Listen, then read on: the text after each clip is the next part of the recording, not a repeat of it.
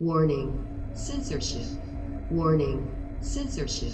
They should pay me is $750,000. I'll shout it at the top of my lungs. There's no way I'm paying that government 1 red cent for what they did to us. Kicked my mother, my brother, and myself out of our home that we bought in 1979 when we left Trudeau's wonderful FLQ crisis. Yeah. Do you remember that, Justin? Did your father ever talk about that?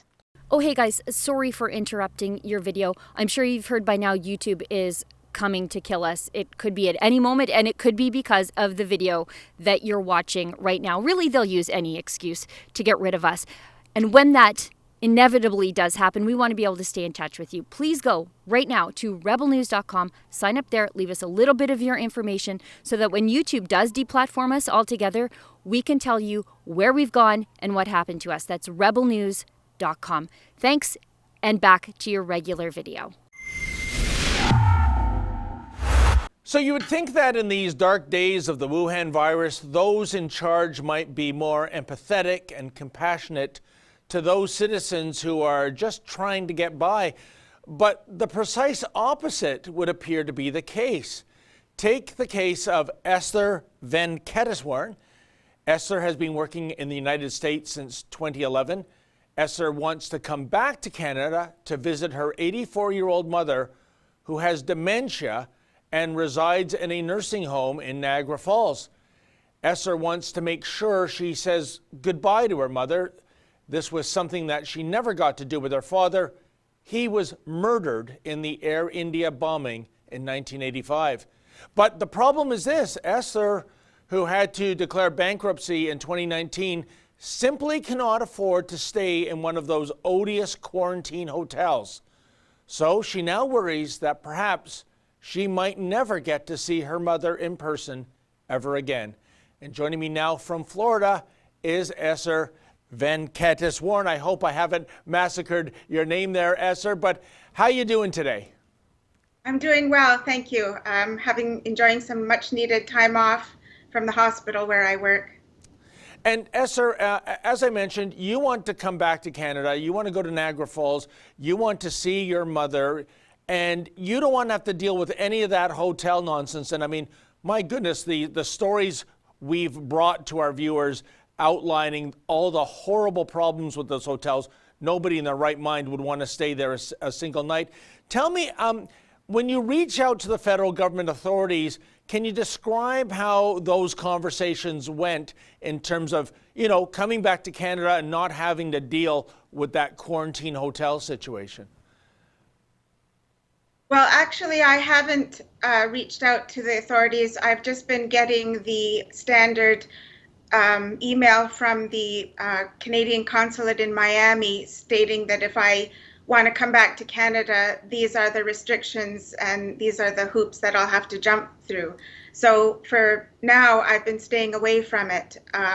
Just yesterday, I had a Skype FaceTime with my mother at the home where she resides in Niagara Falls, and she doesn't look very well. I can see the mental decline and the care and the worry and the age in her face, and I know her health is not good. And my aunt has power of attorney, and she has recently broken her hip, so it's a very difficult situation. And I would remind Prime Minister Justin Trudeau, when he took office, he sent a letter to all of the Air India families stating, "Canada stands with you." Well, what does that mean? Does standing with us means he dons these fancy Indian costumes and gallivants around the globe to India and makes a fool of himself and the country of which I was born in?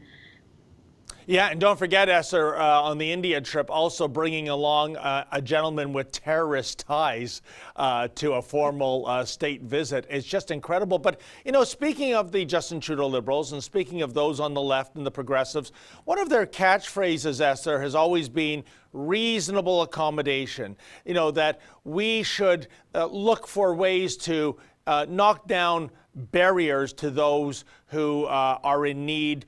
And yet here you are You've been certainly, I'm so sorry to hear that you lost your father in that horrible act of terrorism, which was the Air India bombing. So you never got to say goodbye to him. You have a mother whose health is declining. You're not fabulously wealthy. Why can't they extend some form of reasonable accommodation to you where they say, you know what, come back to Niagara Falls. We don't think you're the modern day version of Typhoid Mary. Go see your mother. And I mean, I'm aghast because certainly, Esther, when we look back at the Christmas time holidays, politicians of all governments and every political stripe, they were jetting off to the Caribbean and to Hawaii and pretending, in the case of our former finance minister, Rod Phillips, pretending to be at home at the time during fireside chats. Why can't you be given this accommodation? Exactly. The politicians in Canada of all stripes need an attitude adjustment. I remember Vic Taves giggling to the group of us Air India families when the inquiry was coming to a close. Oh, I have to jet off to back home, and he didn't care that my mother, a widow, was about to lose our home in Beamsville. The same year that report came out was the very year that the Royal Bank of Canada sent 6 sheriffs in March, approximately this time, 10 years ago, 11 years ago, to kick a 73-year-old veteran registered nurse of 30 plus years out on her ear and gave her a day to pack up a 3-bedroom bungalow. I had just graduated from university. I was starting my medical technology career. Before this pandemic got into gear, nobody knew the names of Theresa Tam or Cruella de Villa in Toronto or Anthony Fauci, and now they're household names. I think there's a bit of celebrity status that these officials feel that is bestowed upon them. And let's face it, these are unelected, non-accountable, 6-figure bureaucrats. They say we're all in this together. They've never missed a day's pay or a single benefit. And maybe that's part of the problem, is that those in positions, and like I said, non-elected, unaccountable, they're kind of directing public policy. Yes. And I mean, I really have no say. I've been out of Canada since February 15th, 2011. I haven't voted in absentia in a Canadian election. I'm trying to make the United States of America my home, but it's only through the Trade NAFTA visa program, or now it's called the Canada-Mexico Trade Agreement. And for 3 years at a time is just as how good my job security is. But fortunately, as a clinical lab scientist, my skills are in very high demand all across the United States. So I don't foresee me not being able to find a job and get a new visa. But it's a real pain to have to exit the United States, make a U-turn at the Peace Bridge, and come back through Fort Erie, Buffalo. I get a hard time every time, and I have to make sure all my ducks are in a row. I've got all my paperwork, and I never thought in all my born days that this is how I would be making a living. I'm homeless in the country that I was born in, and I've come to the United States with skills that the American people desperately need. I'm constantly getting calls from recruiters and emails all the time saying, we have a job in Indiana, Alaska, Hawaii, Tennessee, Kentucky. But I love Florida. I love Governor Rick DeSantis. I thank God in his providence that he brought me back to this state where I don't have to walk around masked, because I do have to wear a mask at the hospital. But I made it my own personal policy that when I'm not working, I'm not wearing a mask. You certainly want to see your mother. You can't afford the hotel. In fact, who in their right mind would want to go into one of those hotels, given the reports that are emerging? And then on the flip side, we see from the federal government, the Public Health Agency of Canada, what can only be described as intimidation tactics. They're saying if you don't go to these hotels, you risk a fine of $1,800 per day.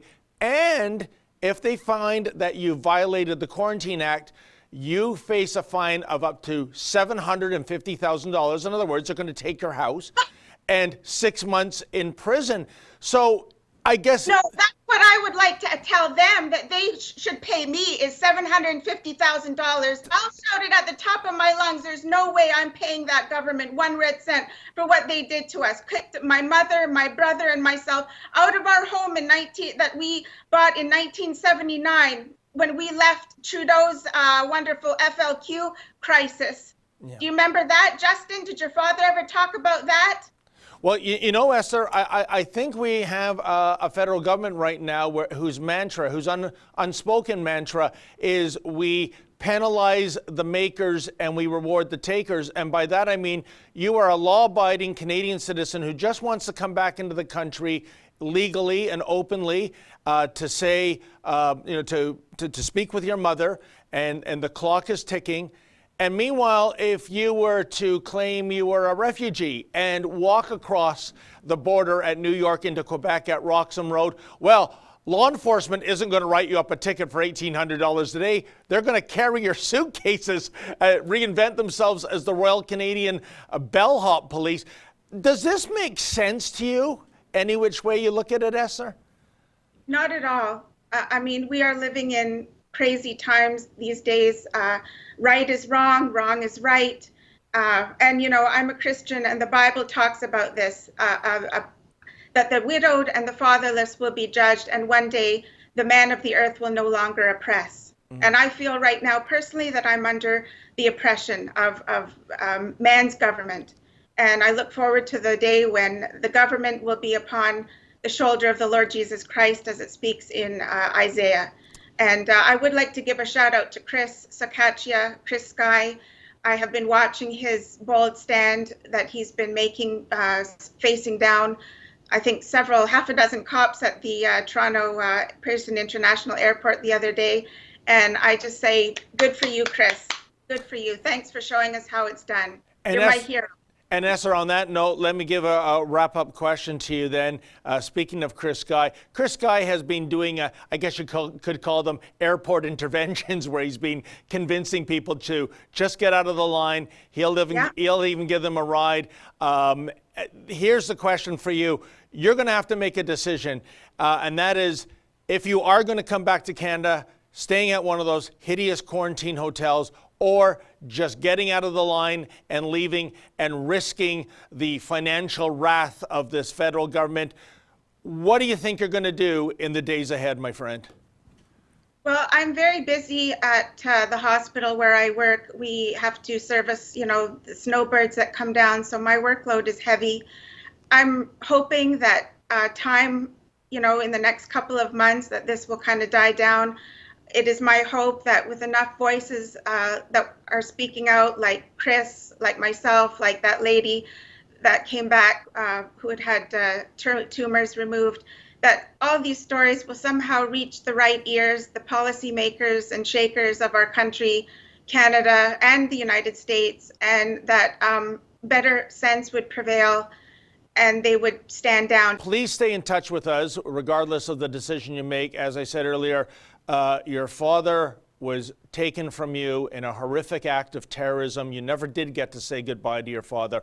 I sure hope the same doesn't happen with your mother because of these so-called Wuhan virus protocols that we should be following, and which seem to be more politically driven than science or medically driven. So Esther, once again, I want to thank you so much for your time, and good luck in your plight in trying to come back to Canada to meet up with your mother once again. Thank you, David. Thank you. God bless. Folks, have you been hit with one of those Wuhan virus fines? If so, please reach out and tell us your story. Go to fightthefines.com. That's fightthefines.com. If we think your tale has merit, we'll put you in touch with a top-notch criminal lawyer and crowdfund your legal fees.